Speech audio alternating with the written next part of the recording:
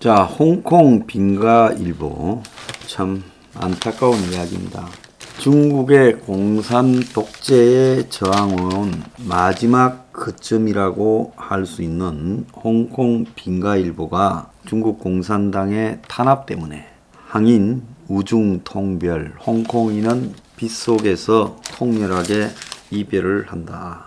이렇게 아프게 이별한다면서 그걸 마지막 신문 제호로 내걸고 자진 폐간했습니다.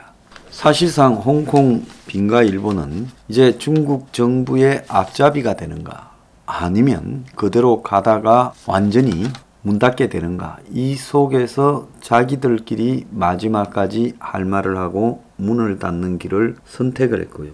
결국은 버티다 보면 점점 변질되어 갈 거라는 걸 갖다 우려했을 거라고 봅니다. 중국에 그런 신문들이 많이 있어요.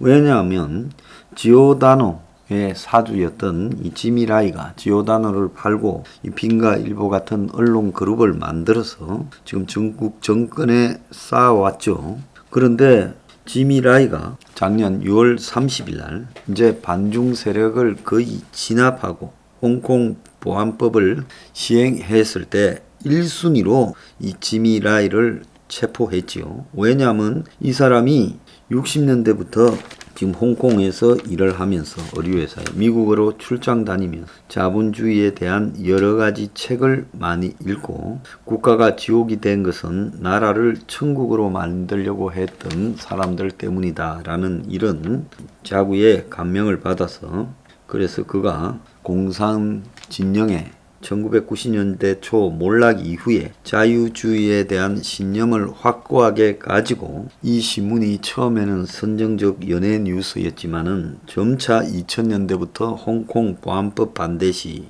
홍콩 행정장관 직선제 요구 시 등을 지지하고 학생 조례 반대 운동 등을 지지하며 반중 매체의 핵심이 되었고 사주 본인도 시위에 앞장섰습니다. 그래서 지미라이가 두 아들과 함께 체포되었다가 작년 12월에 다시 불법 집회 조직 참여 혐의로 구속되고 2019년 불법 집회 3건을 조작한 혐의로 20개월 징역을 선고받고 감방에 복역 중이고 홍콩 당국은 이 사람의 제가 이 복역 기간이 끝나기 전에 추가로 더 징역을 살리겠다 이렇게 이야기를 하고 있습니다. 즉 외세 결탁죄까지 묻고 있어요. 그러면서 그의 재산 730억 정도를 동결해버리고 빙가일보를 경찰 500명 동원해서 압수수색하고 또 이 빙가일보의 마지막 남은 자산 26억을 계좌를 동결해버렸습니다. 신문 판매 대금이 들어오는데 직원 월급이 나갈 돈을 지금 막아버린 겁니다.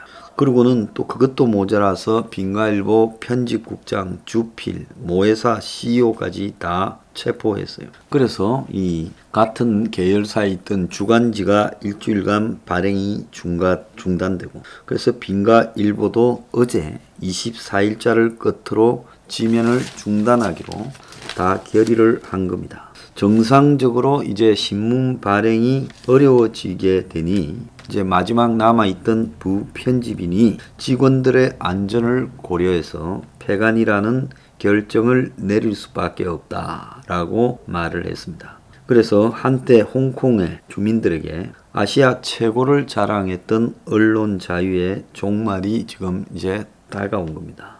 홍콩은 이제 그야말로 영국이 식민지로 이렇게 지배할 때 누렸던 모든 자유가 소멸되고 공산 독재 국가에 그냥 이렇게 밟혀서 과거의 홍콩의 영화는 사라지고 이제 홍콩은 그야말로 중국의 초란 하나의 시로 전락해 가고 있습니다. 그래서 이제 일면에 홍콩인들은 빗속에서 아프게 이별한다 이렇게 이제 마지막 호 일면 자막을 올렸습니다.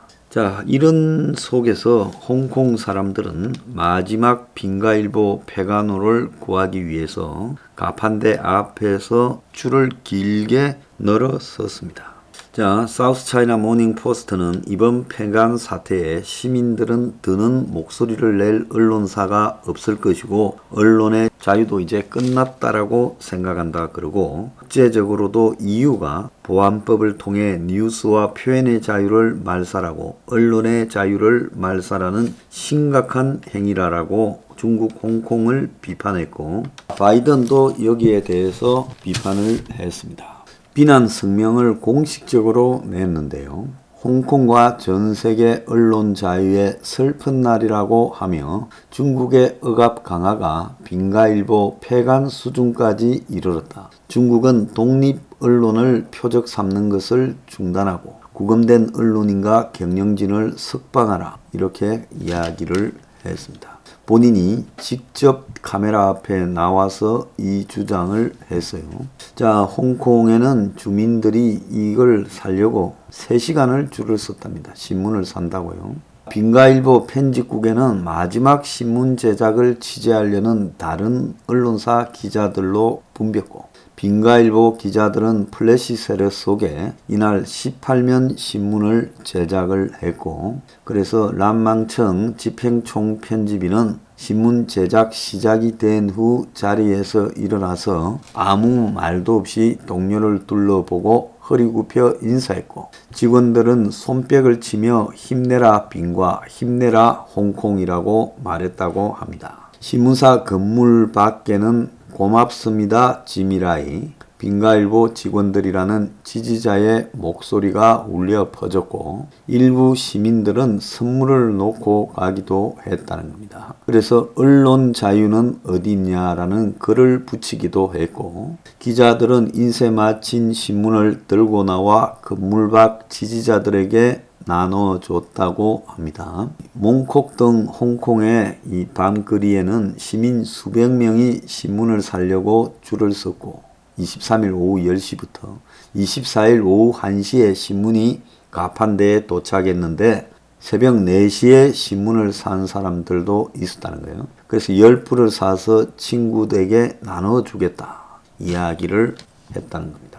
저희 행명 21은 앵그리 블루 두 번째 집회 2019년 6월 22일 날도 홍콩 민주화 운동을 한국에서 최초로 지지한다고 입장을 밝혔습니다. 언론들이 우리를 보도를 안 해서 그렇죠. 자, 빙가일보만 문제가 아닙니다. 우리나라도요, 강 건너 불이 아니다라고 중앙일보가 이거는 오래간만에 옳은 소리를 했어요. 징벌적 손해배상제라는 말을 더불어민주당의 미디어 혁신 특위가 발표를 했는데, 이 언론개혁은 개뿔요. 언론 탄압 방안을 보면 지금 한국의 이 시원찮은 언론에 대해서도 재갈을 물릴 소지가 굉장히 농후하다는 겁니다. 가짜 뉴스는 최대 3배의 배상을 물린다는 징벌적 손해배상이라는 독소 조항까지 넣어놓고, 허위 보도는 지금의 명예훼손에 따른 민형사상의 처벌 배상만으로도 충분한데 징벌적 손해배상까지도 하겠다는 겁니다.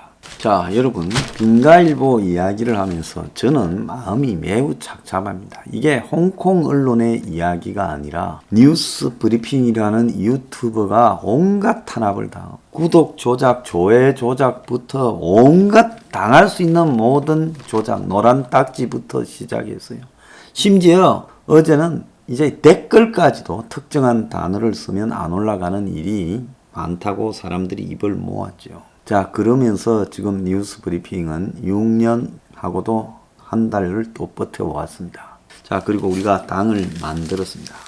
지금 문정권의 이 인권 탄압, 집회할 자유를 탄압하고, 정당이 현수막 걸 자유를 탄압하고, 그리고 툭 하면 유튜브 내용에 대해서 경고를 주고 한 번만 더 걸리면 방송을 못하게 하겠다고 통지가 오고, 이 광고나 세금 등으로 탄압하면서 이렇게 조져왔습니다. 제가 이 빙가일보 사주 지미라이가 남일같이 암탈하고 느끼고, 이 사람에 대해서 옛날에 수엔 스마일에 대해서도 한번 방송을 한 바 있습니다. 한국의 대부분의 언론이 지금 권력에 놀아나고 있고, 이제는 진실을 말하는 언론이 거의 사라져버린 상황입니다. 한국도요, 머지않아서 지금 홍콩과 같은 온갖 형태의 탄압이 권력에 저항하는 사람들에게 주어질 거고, 한국의 민주주의는 홍콩보다 나은가? 그래도 홍콩 사람은 저 작은 도시국가가 싸울 만큼 중국에 저항해서 싸웠고, 이제 어쩔 수 없이 홍콩을 떠나는 그런 선택들을 하는 처지에 놓여 있습니다. 그렇지만 홍콩인들은 마지막까지 옥세하는 심정으로 할 만큼 했다 생각을 합니다. 홍콩 이 저항 세력 지도부는 다 잡혀갔고 저항 신문도 문을 닫았고, 그래서 할 만큼 했습니다. 근데 우리는 도대체 할 만큼 했습니까? 전부 그냥 자포자기하고 전부 그냥 현실을 제대로 바라보지 못하며 또 쓸데없는 기대를 품고 이러면서요, 우리는 홍콩의 발바닥도 따라가지 못하고 있다, 이런 생각이 듭니다. 빈가일보 다음은요, 한국이 될 겁니다.